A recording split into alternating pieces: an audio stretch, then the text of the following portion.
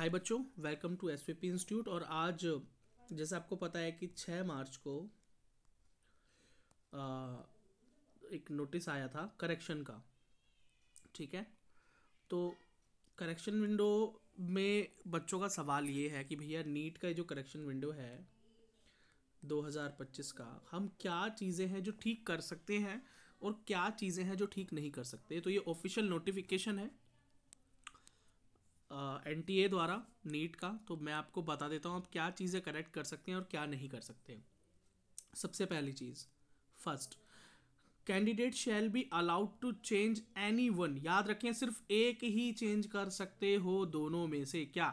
या तो फादर का नेम या मदर्स नेम और उनकी क्वालिफिकेशन या ऑक्यूपेशन। मतलब फादर या मदर में से सिर्फ एक ही करेक्ट कर पाओगे आप। अगर दोनों में गलती है तो फिर एक ही कर पाओगे, और एक में गलती है तो फिर तो आराम से आप कर सकते हो। दूसरी चीज, candidate shall be allowed to change and add. या तो बदल सकते हो, आपने पहले कोई चूज किया था उसको बदलना चाहते हैं, या चूज किया ही नहीं था ऐड करना चाहते हैं। तो ये दोनों ऑप्शन अवेलेबल है। क्या आपकी 12th और 10th दोनों की एजुकेशनल जो डिटेल्स थी, चाहे वो मार्क्स हो, चाहे वो रोल नंबर हो, चाहे वो स्कूल नेम हो, एड्रेस हो, आप ये सब कुछ एडिट कर सकते हैं।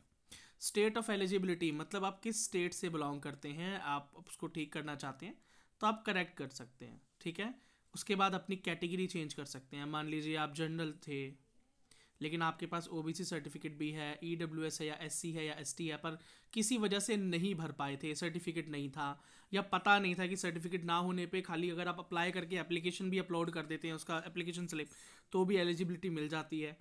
तो आप कैटेगरी सही कर सकते हैं। या अगर आप ईडब्ल्यूएस एससी एसटी ओबीसी या कुछ थे लेकिन आप चाहते नॉर्मल जनरल बनना चाहते हैं तो वो भी आप कर सकते हैं। सबसे इंपॉर्टेंट है पीडब्ल्यूडी बच्चों के लिए फोर्थ पॉइंट, डिसेबल बच्चों के लिए फोर्थ पॉइंट क्या है कि अगर उन्होंने पीडब्ल्यूडी में नो कर दिया था तो वो यस कर सकते हैं दोबारा। ठीक है, कभी ऑप्शन आता नहीं था, जेई के अंदर भी ऑप्शन नहीं मिला है। ठीक है, जेई के अंदर भी ऑप्शन नहीं मिला है, लेकिन आपको ये ऑप्शन मिला है तो बहुत बहुत मतलब आभार है एनटीए को। और किसी बच्चे को अगर लग रहा है यार मुझे पीडब्ल्यूडी से नहीं जाना है, मैंने पीडब्ल्यूडी में येस कर दिया है पर मैं नहीं जाना चाहता पीडब्ल्यूडी से, तो वो वहाँ पर पीडब्ल्यूडी में दोबारा से नो कर सकता है, अपने आप को नॉर्मल कैंडिडेट में कन्वर्ट कर सकता है। अभी उनके पास ये दोनों ऑप्शंस हैं। ठीक है ना, क्योंकि चेंज का ऑप्शन भी है और ऐड का ऑप्शन भी है। अगर आपके सिग्नेचर गलत हो गए थे तो आप फ्रेश सिग्नेचर डाल सकते हैं। और नंबर ऑफ अटैम्प्ट आपने पिछली बार अगर गलत भर दिए थे, ठीक से नहीं भरे थे, तो आप दोबारा से फ्रेशली नंबर ऑफ अटैम्प्ट को लिख सकते हैं। और याद रखना एक और बात कि अगर आपने कभी नीट का फॉर्म फिल किया था लेकिन एग्ज़ाम नहीं दिया था तो वो अटैम्प्ट में काउंट नहीं होता है। अटैम्प्ट का मतलब यही है कि कितनी बार आपने नीट का एग्ज़ाम जाकर दिया है सेंटर पर। ठीक है, ठीक है। अगली चीज़, third, candidate shall be allowed to change the following based on the their permanent and present address. इसका मतलब है कि अगर वो चाहें तो एग्जामिनेशन सिटी को भी चेंज कर सकते हैं। मान लीजिए कि आपको एग्ज़ाम आपका जो आप हैं दिल्ली से लेकिन पढ़ रहे हैं राजस्थान में, कोटा में या कहीं पढ़ रहे हैं, ऐसे ही मैं एग्जांपल दे रहा हूँ। आप चाहते हैं कि आप दिल्ली वापस आकर एग्ज़ाम दें, या आपके लिए हेक्टिक होगा, तो अच्छा है कि आप जहाँ पे हैं, एग्जांपल कोटा में है तो वहीं पर एग्ज़ाम देना चाहते हैं, लेकिन आपने फॉर्म भरते हुए दिल्ली कर दिया अपने परमानेंट रेजिडेंस में भी और टेम्परेरी या जहाँ पर आप अभी रहते हैं। ठीक है, करंट एड्रेस में भी आपने वही कर दिया, परमानेंट एंड करंट। तो अपने करंट के अंदर दोबारा से अपना एड्रेस कोटा राजस्थान का कन्वर्ट करने के बाद अपना एग्जामिनेशन सिटी भी कोटा रख सकते हो। ठीक है, चेंज कर सकते हो, या इससे उल्टा अगर जो भी करना चाहो तो। अगला, मीडियम ऑफ एग्ज़ाम। आपको लगता है कि आपको मीडियम चेंज करना है, आपको हिंदी में एग्ज़ाम देना है, इंग्लिश में एग्ज़ाम देना है, या जो भी अवेलेबल लैंग्वेजेस हैं चेंज करना चाहते हो, या पहले जो चूज़ की थी उसको हटाना चाहते हो, तो आप कर सकते हैं ये काम। ठीक है, आप ये काम कर सकते हैं। तो ये चीज़ें हैं जो आप चेंज कर सकते हैं। अब बच्चों का सवाल ये होगा कि भैया इसके अलावा कई और डिटेल्स हैं जो कि हम चेंज करना चाहते हैं।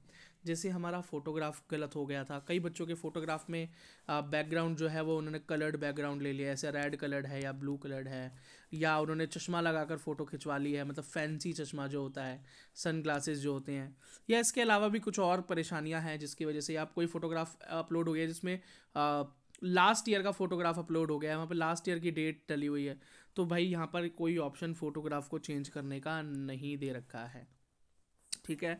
और भी कई चीज़ें हैं जो बच्चे चाहते थे चेंज करना, लेकिन भाई नोटिस के अंदर कुछ भी और एक्स्ट्रा दिया नहीं हुआ है, ठीक है। सिर्फ यही चीज़ें हैं जो आप चेंज कर सकते हैं, 1, 2 एंड 3, सिर्फ यही चीज़ें हैं जो आप अपडेट कर सकते हैं, चेंज कर सकते हैं। तो इसीलिए मैं बच्चों को शुरुआत से बोल रहा था कि भैया बहुत ध्यान से, वेरी केयरफुली आप अपने एग्जामिनेशन फॉर्म को भरें, रजिस्ट्रेशन फॉर्म को भरें, क्यों इतनी कोई रेस नहीं लगी हुई थी जिससे कि आप गलतियां करें, और कई बच्चों ने गलतियां की।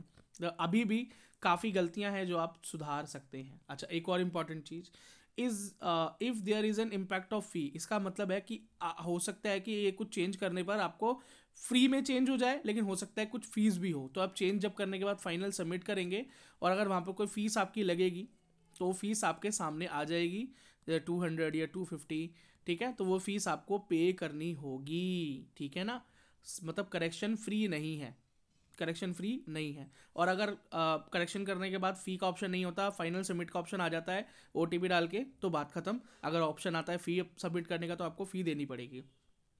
Correction in this field will be applicable only after payment of additional fee, इसका मतलब है अगर पेमेंट का ऑप्शन आ रहा है तो आपको पेमेंट करनी ही होगी। अगर आप पेमेंट नहीं करेंगे तो फिर ये करेक्ट भी नहीं हो पाएगा, ठीक है। The only one time correction will be allowed, और याद रखना करेक्शन सिर्फ एक बार की जाएगी। तो अब करेक्शन के लिए भी जा रहे हो तो बहुत ध्यान से केयरफुली करेक्शन करनी है। अगर यहाँ भी आपने गलती कर दी तो फिर आपको कोई ऑप्शन करेक्शन का नहीं मिलेगा, ठीक है। और एक बार अगर आपने करेक्शन करके सबमिट कर दिया, फ़ी पे कर दी, तो फॉर्म जो है फ्रोज़न हो जाएगा, फ्रीज हो जाएगा। फिर उसके बाद इसमें कोई फर्दर चेंज आप नहीं कर पाएंगे। इस सेशन के लिए 2025-26 सेशन के लिए आप कोई भी चेंज नहीं कर पाएंगे। So thank you so very much video को एंड तक देखने के लिए। एंड वीडियो को लाइक करें, सब्सक्राइब करें चैनल को, और आई होप आपको ये मेरा एफर्ट पसंद आया होगा। SVP इंस्टीट्यूट से जुड़े रहें ताकि इस तरह की इन्फॉर्मेशन आपको मिलती रहे। और thank you so very much for your love and support.